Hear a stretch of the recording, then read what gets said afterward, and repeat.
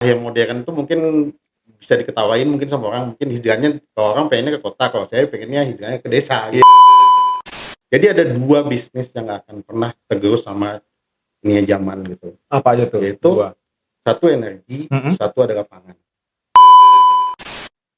Sesuatu hal yang sepele tapi dikerjakan dengan niat yang baik, pasti punya hal-hal yang akan bisa kalian pakai mungkin.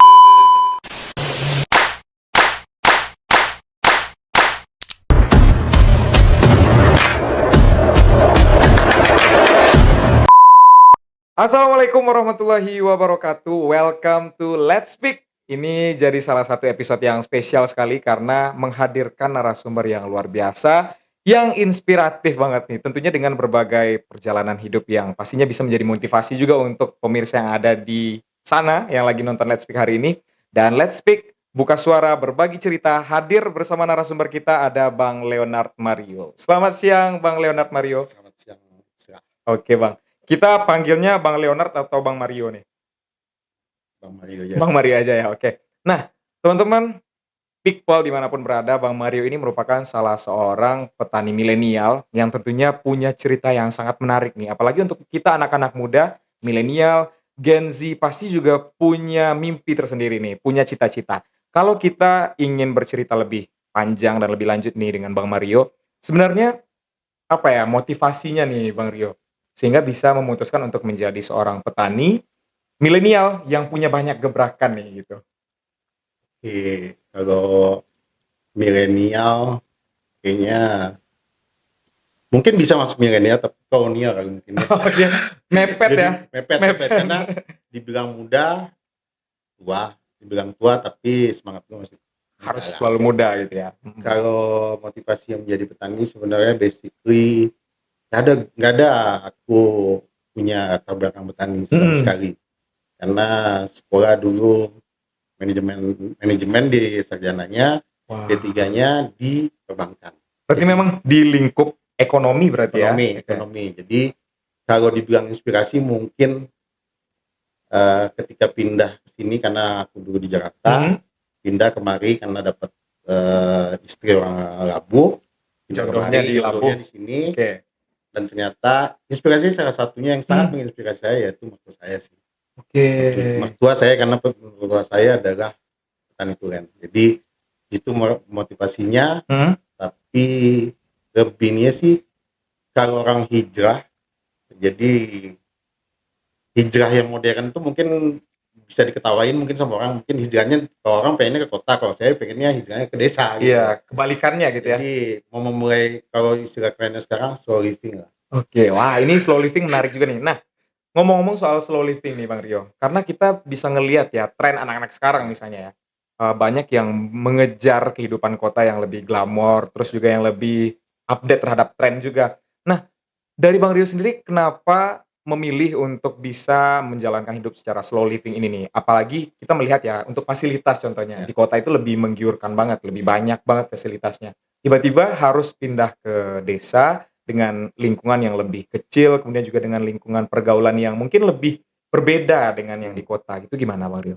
Oke lah, kalau untuk slow living sebenarnya gini, dari 98, misalnya nggak 98 sih, setelah pasca aku pindah ke sini dari 2017 ya. Oke, Jadi di situ habis itu 2017. kita terkena dampak Covid. Tapi bukan inspirasi bukan karena Covid gitu kan. Cuman ada dulu saya baca ataupun dari reels atau dari mana inspirasinya. Jadi ada 2 bisnis yang nggak akan pernah tergerus sama dunia zaman gitu. Apa aja tuh? Yaitu Dua. satu energi, satu adalah pangan. Siapa orang nggak butuh energi, siapa nggak butuh pangan.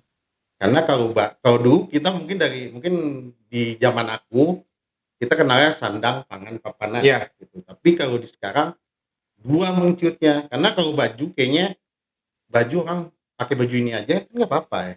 Tapi kalau makan itu harus ganti gitu. Harus bervariasi Nah, ya. mungkin kita makan nasi terus, harus makan buah juga untuk kombinasinya.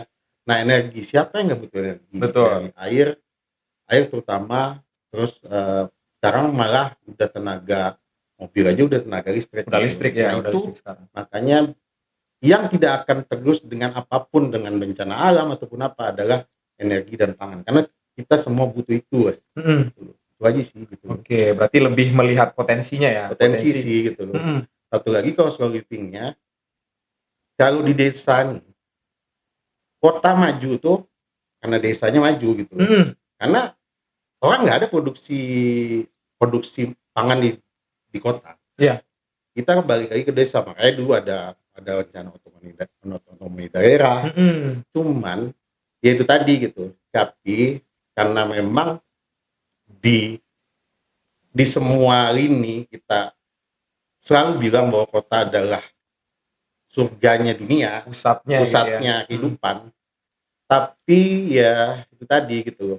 Walaupun walaupun memang itu menjanjikan, tapi untuk saat ini dengan kondisi secara mayoritas kita, kondisi yang sekarang seperti ini, menurut aku lebih baik kita kembali ke desa karena kita lihat banyak orang-orang yang hebat ini baik lagi ke pertanian sampai David Beckham mungkin berkebun, beternak, Bill Gates yang punya Facebook dia beli sampai ada kalau salah owner and not face atau apa gitu ya, itu dia membeli hutan supaya tidak diapa-apain hutan itu kan suatu inspirasi gitu. Jadi Iya. bukan tidak dan melarang untuk teman-teman berkota ataupun ke desa ke kota gitu untuk mengejar cita-cita boleh, cuman di mana kita lahir menurut saya itu yang dibangun gitu. Nah, ini menarik juga nih, Iqbal dimanapun berada, karena memang untuk menjadi seorang yang berpikir visioner ya, ini jadi suatu tantangan juga nih, karena kita melihat orang-orang saat sekarang ini sudah berbondong-bondong untuk bisa berkarir di kota, kemudian juga membangun segalanya di kota. Tapi mereka lupa di mana mereka dilahirkan juga. Tadi kata Bang Rio juga, kita melihat ada potensi yang bisa kita kembangkan. Seperti artis-artis dunia pun, tokoh-tokoh dunia pun juga udah mulai beralih ke slow living sekarang gitu ya. Nah, untuk yang menjadi tantangannya nih, karena slow living ini ada, apa ya, risikonya ataupun, konsekuensi di balik itu semua. Dari Bang Rio melihat apa sih yang menjadi tantangan ataupun kesulitan ketika menghadapi kehidupan kota dengan kehidupan di desa sekarang yang pasti berapa derajat sih gitu, untuk perubahannya gitu, atau Ya, untuk perbedaannya juga? perbedaannya memang kalau misalnya dalam nih kalau kita balik lagi ke topik utama adalah pertanian ya, Mhm, pertanian ataupun energi. Jadi pertanian ini bukan hanya kita punya modal gitu loh. iya, Sama kayak aku pertama mulai coba belajar pertanian itu modal utamanya bukan uang yang banyak, mhm, tapi mental dan iya, kesabaran. mhm, Bagaimana? Karena di slow living tuh ya kalaupun kita mau makan kita nunggu panen gitu loh, iya, ya kan? Jadi nggak ada yang instan karena mhm, budaya instan nih memang harus ya nggak bisa nggak ditinggalkan, tapi bisa nggak ditekan gitu loh. iya, Jadi kita mau sesuatu ya emang harus ada berprosesnya gitu. Jadi mhm, kalau nggak berproses, kita itu asli juga gitu berproses tuh, karena lika-likunya akan dapat gitu. Karena eh, tidak semuanya bisnis ataupun apapun sama lah seperti bekerja. Bekerja pun juga banyak modal kok. Gitu. iya, Kalau yang kuliah harus punya motor, mhm, yang istilahnya apa namanya jadi macam-macam nggak, pasti ada modalnya gitu. ada. Cuman kalau di pertanian modal utama kalau buat saya pribadi adalah mental dan kesabaran. Nah, ngomongin soal mental nih, ini menarik banget, Iqbal. Karena mental ini nggak semua orang punya mental yang kuat. Ada mungkin pro kontra di luar sana ataupun komentar-komentar yang bisa kita bilang komentar negatif ya. Seorang yang memang sudah dibekali dengan ilmu yang tinggi seperti sarjana, tadi juga sudah menempuh pendidikan di bidang ekonomi ya, manajemen dan keuangan atau perbankan tadi Ya, ya, Bang ya. Ini menjadi salah satu trigger juga untuk kita. Kenapa sih harus punya mental yang kuat, apalagi komentar-komentar yang negatif yang datang gitu. Kenapa sih kok sekolah tinggi-tinggi, tapi ujung-ujungnya menjadi ataupun mengabdikan diri sebagai seorang petani. Padahal kan itu semua adalah hal ataupun persepsi yang salah gitu kan. Mhm. jadi kalau bicara tentang mental memang itu banyak ya, jadi kontradiktif ya. Mmm, Kontradiktifnya adalah mungkin nggak pakai modal untuk ini hanya mental ini. iya, Kalau untuk kita sekarang lah dari jangka waktu kita pasca Covid dan mhm, ini gitu. Berapa sih persentase kebutuhan orang mencari pekerjaan iya, sama berbanding berbanding tidak berbanding sangat-sangat nggak seimbang gitu antara mhm, kelulusannya berapa ribu, betul, kebutuhan untuk menjadi guru ataupun ya apapun lah pekerjaan ya, Profesinya gitu ya? profesi lah, semua profesi nggak sebanyak orang yang lulus gitu. Ah, Jadi kalau misalnya kita hanya berpatokan untuk menjadi apa namanya, habis kuliah harus dapat kerja gitu. harus di kantor Ini ini, bukan di berarti kantor itu gitu ya? bukan berarti yang sarjana jangan cari kerja ya, tapi sebenarnya dari dulu adalah setelah kita sarjana tuh sebenarnya di jenjang sarjana tuh apalagi udah S2 misalnya atau S3 itu sebenarnya harusnya menciptakan lapangan pekerjaan, Nah, bukan mencari pekerjaan. Karena betul. pekerjaan tuh memang itu aja sebenarnya yang disiapkan pemerintah ya hanya itu kerjaannya gitu. Apalagi ini semenjak Covid berapa perusahaan yang tutup, semua orang biasanya bekerja sekarang lewat work from home. Iya, WFH sekarang ya, Ya, WFA dan namanya. WFH mungkin yang Itu. trennya Jadi sekarang ada gitu. Zoom, apalagi ini Zoom. Ya begitu lah. Maksudnya kalau untuk mental, menurut aku semua orang sama seperti cerita orang Minang harus merantau gitu. Ya. Bukan hanya uang yang butuh, mental dia untuk bisa menerima apa yang besok di rantau pengen kerja apa nih, ya harus terima gitu. Betul. Nggak harus juga dan nggak harus juga yang istilah sarjana gue nggak boleh, masa gue harus kerja di fotokopi dokumen, harus jadi notulen. Nah itu emang awalnya step by stepnya seperti itu, karena di dalam notulen tuh ada nanti hal yang bisa kita baca dan kita bisa pelajari, kita bisa tahu lebih banyak. Justru dari notulen atau menjadi fotokopi kita bisa baca dokumen. Ada pelajaran tersembunyinya ya, juga ada di situ hal ya. sederhana yang kadang-kadang kita lupain gitu. Ya. Karena itu adalah proses dari sebuah mental kita diuji. Ya semuanya juga nggak ada orang mulai dari atas, walaupun dia punya privilege. Semua orang yang punya privilege pun pasti mulai dari bawah. Nggak ada orang mulai dari atas. Baik. Nah, menarik banget karena ini jadi salah satu pelajaran juga untuk Gen Z, apalagi yang nonton di sana, yang lagi menyaksikan Let's Speak hari ini. Ternyata memang untuk membangun sebuah gebrakan atau karir ya itu butuh proses yang panjang. Tidak langsung dari dari 50% atau dari 75%, tapi dari nol dulu. Apalagi kalaupun punya privilege, seorang juga harus merangkak dari bawah gitu ya, Bang ya. Nah, kalau untuk pertanian, kita balik lagi pertanian ya, sebagai seorang petani milenial yang memang sudah punya banyak gebrakan, kemudian juga ada hal-hal yang sudah dilakukan gitu ya, dari kota, belajar dari nol juga untuk menjadi seorang petani itu pasti sulit sekali gitu ya. Apalagi untuk menyesuaikan diri dengan lingkungan di sini, kemudian juga dengan orang-orang ataupun masyarakatnya gitu. Apa langkah-langkah ataupun cara-cara yang Bang Mario lakukan untuk bisa mempelajari itu sedemikian rupa, sehingga bergeser menjadi dari yang mungkin di lingkungannya adalah orang-orang yang bergerak di bidang ekonomi, perbankan, langsung bisa menjadi seorang petani milenial yang memang harus belajar sendiri ini, harus menciptakan gebrakan sendiri gitu. Ini menarik ya. Jadi ini pesan dari almarhum orang tua saya sih sebenarnya. Ketika kita datang di suatu tempat ya, mungkin ini inspirasinya udah banyak orang menyebut ataupun sebagai banyak orang yang bilang bahwa setiap di mana langit junjung di situ bumi lebih bijak. Itu satu. Betul. Yang kedua, yang paling penting adalah selalu kosongkan gelas kita gitu. Jadi ketika kita kita udah punya ilmu manajemen ataupun perbankan atau apa, tapi ketika kita loncat di salah satu hijrah ataupun loncat ke suatu daerah yang pasti itu nggak akan hilang gitu. Tapi dalam pertanian nih memang nggak ada yang pintar, nggak ada yang bodoh gitu. Karena kuncinya adalah dalam pertanian adalah mau belajar. Udah, karena itu panjang, karena kita bergaul dengan makhluk hidup. Kita nggak bisa mensiasati atau kalau misalnya bengkel masih bisa kita kotak-katik. Ini pakai ini bisa, pakai ini bisa.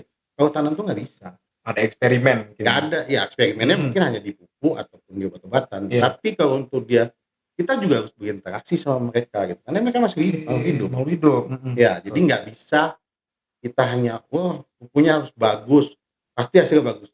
Itu tidak menjadi skalanya gitu. Tidak menjadi basic tanaman itu bagus, pupuknya bagus, tanaman bagus, enggak. Tetap ada yang harus dipelajari ke depannya gitu. Tadi yang menarik dan harus kita catat juga adalah ketika kita masuk ke lingkungan baru, kita seolah-olah harus menjadi gelas yang kosong gitu ya.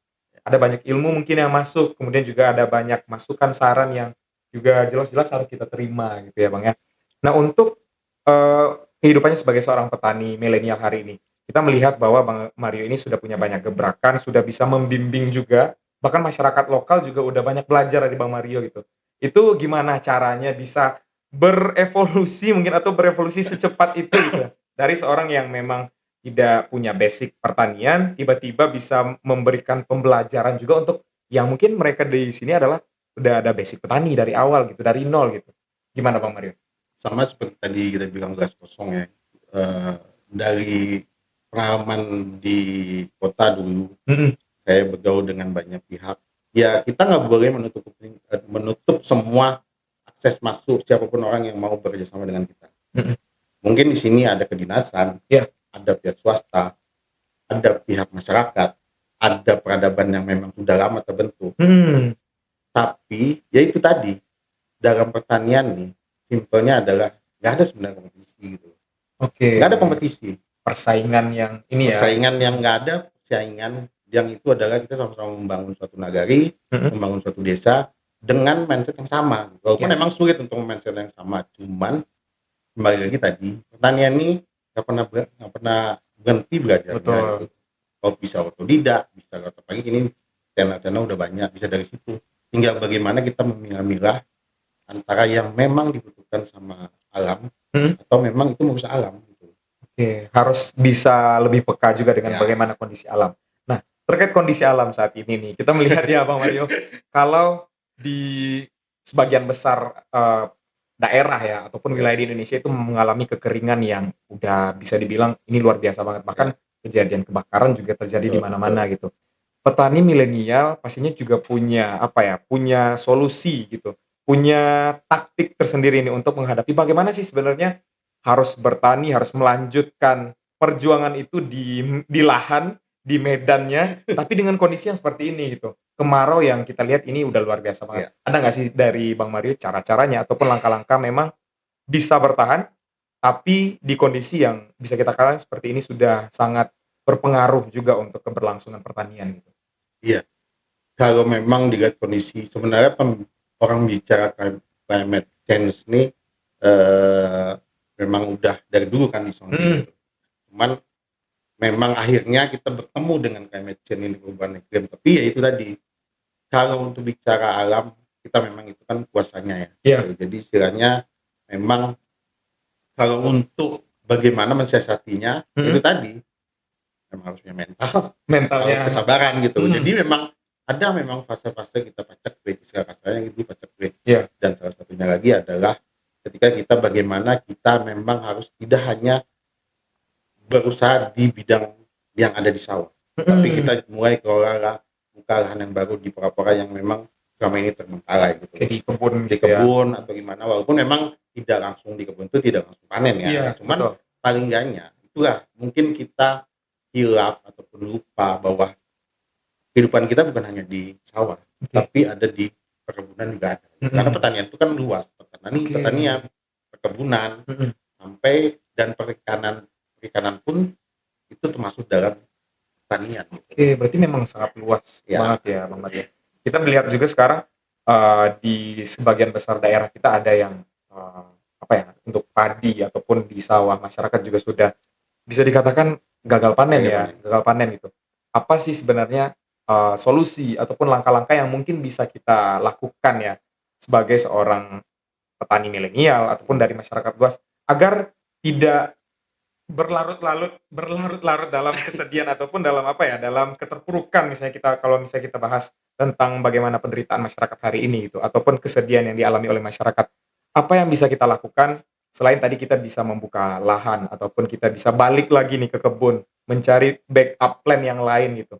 Apakah memang ada langkah-langkah lain yang mungkin bisa kita lakukan, mungkin dalam segi pemilihan tanamannya, mungkin Ya. ada yang cocok untuk tanaman di lahan kering atau bagaimana nih Bang Mario? Kalau untuk di Jadi bidang kalau pertanian? misalnya untuk tanaman kering mungkin kita bisa alihkan ke jagung, Mhm, jagung untuk ternak pakan ayam. Kan ada jagung itu ada dua, jagung manis dan jagung untuk ayam ya, untuk konsumsi ayam. Bisa lagi dengan tanaman-tanaman umbi-umbian. iya, Mungkin kayak model singkong itu tidak perlu air yang banyak. Gitu. Jadi bisa tanam singkong walaupun mungkin keladi agak butuh air ya. Ya, memang dengan kondisi itu tadi saya bilang bahwa energi itu adalah hal yang paling sangat-sangat mungkin bisa dikatakan 100% kita butuhkan gitu loh. Betul. Yang kita nggak bisa kita berjuang di pertanian, di pangan ataupun apapun tanpa energi gitu. Karena itu termasuk energi kan, maksudnya termasuk hal yang memang kita memang bisa sih ciptakan air bersih dengan suatu sistem, tapi tetap tanaman tuh butuh hujan, gitu, butuh hujan dari Tuhan gitu. Tapi ya itu tadi gitu. Makanya saya bilang kunci utama adalah mental dan kesabaran gitu. Jadi supaya kita bisa mungkin ini di saat ini mungkin Tuhan lagi bilang mungkin ya, ini mungkin cuma ini angan-angan saya aja di sawah, saya merenung saya menunggu hujan, saya bilang mungkin apakah memang kita mulai harus berpikir bahwa kita nggak hanya padi, nggak hanya bawang sama cabai, memang kita harus balik lagi mungkin kita coba tanaman kopi, tanaman coklat, apapun gitu. Yang lebih variatif. Yang bisa variatif lah. Jadi nggak hanya satu kita nanam satu itu. Gitu. Oke. Nah, ini menarik banget. Kuncinya adalah mental tadi. Mental kita bisa melihat bahwa mental seorang petani milenial, apalagi yang harus belajar dari awal, itu harus punya mental yang kuat. Bagaimana kita bisa berinovasi. Tidak hanya fokus ke lahan sawah yang mungkin biasa kita kerjakan, tapi juga ada hal-hal lain yang sebenarnya bisa kita kembangkan juga. Dan yang terpenting juga tadi dari Bang Mario yang juga saya highlight banget adalah bagaimana kita bisa bertawakal juga kepada Tuhan gitu. Karena memang ini nggak di luar kendali kita juga gitu ya. Untuk cuaca, untuk alam, bagaimana kita bisa lebih dekat lagi dengan pencipta gitu. Oke. Baik Bang Mario. Ini udah beberapa menit dan yang terakhir nih kayak pertanyaan yang terakhir udah nggak kerasa ini seru banget di Big Bang dan yang di studio juga gimana seru. Oke. Baik. Nah untuk selanjutnya tentang pertanian juga Bang Mario punya pesan-pesan nggak untuk anak-anak muda saat sekarang ini nih, apalagi milenial, apalagi Gen Z yang masih kebingungan dengan bagaimana berkarir ke depannya melihat situasi saat ini yang tidak bisa kita prediksi. Apa yang ingin Bang Mario sampaikan kepada teman-teman kita yang ada di luar sana? Kita nyebutnya people ya. People untuk bisa lebih aktif berkarya, kemudian juga bisa menjadi seseorang yang tidak hanya menunggu atau tidak hanya diatur dengan sistem, tapi juga menciptakan sendiri bagaimana bisa menjadi seorang yang lebih bermanfaat juga. Silahkan Bang Mario. Jadi ini mungkin maaf ya, maksudnya generasi kita kan beda ya. Betul. Ada orang tua, ada anak. Jadi anak tuh yang paling penting sebenarnya nggak tahu ya kalau dia keagamaan aku itu benar atau salah, tapi nanti dikoreksi lah. Kita dengan orang tua itu tugasnya adalah menghormati. Betul. Menuruti untuk hal yang istilahnya mungkin positif ya. Cuman masa depan tuh bukan di tangan orang tua, tapi di tangan kalian masing-masing. Gitu. Jadi istilahnya sesuatu hal yang sepele tapi dikerjakan dengan niat yang baik pasti punya hal-hal yang akan bisa kalian pakai ke depannya. Karena sekarang yang dibutuhkan bukan hanya sekedar selembar jasa ya. Soft skill ataupun hard skill secara apapun itu bahasa yang kini. Cuman aku bilang be yourself, be kreatif, be humble, pokoknya be kind lah. Maksudnya be kind nggak sama semuanya makhluk hidup entah sama siapapun sama lingkungan. Pokoknya nggak ada ini yang kita lakukan adalah baik lah sama semuanya gitu. Nggak ada lagi ilmu yang mungkin ilmu dari orang tua mungkin ya mengajarin kita dari kecil harus baik dengan siapapun siapapun lah, dengan semua orang. Ya. Tidak hanya manusia tapi juga makhluk hidup. Gitu. Oke, makasih Bang Mario. Ini ilmunya daging banget ya pemirsa, people dimanapun berada karena memang kita melihat bahwa saat ini anak-anak muda juga harus memperhatikan hal-hal dasar, hal-hal basic seperti itu. Tidak hanya fokus untuk menjadi seorang karyawan mungkin ya ataupun berpengaruh ataupun mengikuti sistem yang ada, tapi juga harus berani untuk membuka peluang baru, menciptakan lapangan pekerjaan baru, mungkin nantinya menjadi pengusaha ataupun menjadi petani milenial juga yang harus lebih kreatif untuk menciptakan inovasi-inovasi juga gitu ya. Dan yang terpenting adalah bagaimana kita be kind juga untuk semua orang. Tidak hanya manusia tapi juga semua makhluk hidup yang ada di alam semesta. Baik, pemirsa atau people dimanapun berada, udah 1 jam lebih mungkin berapa? 20 menit? Beberapa menit lah ya, beberapa menit kita sudah bisa menemani people dimanapun berada di Let's Speak hari ini. Semoga apa yang kita perbincangkan hari ini bersama Bang Mario bisa menjadi salah satu inspirasi juga, motivasi juga untuk kita ke depannya lebih berkarya, lebih menjadi orang-orang yang bermanfaat dan juga berguna bagi agama, nusa, dan bangsa. Baik, sampai jumpa lagi pemirsa dan people dimanapun berada, tetap saksikan Let's Speak di channel YouTube kami di Lapia Kreatif Media. Oke, see you dan sampai jumpa di kesempatan selanjutnya.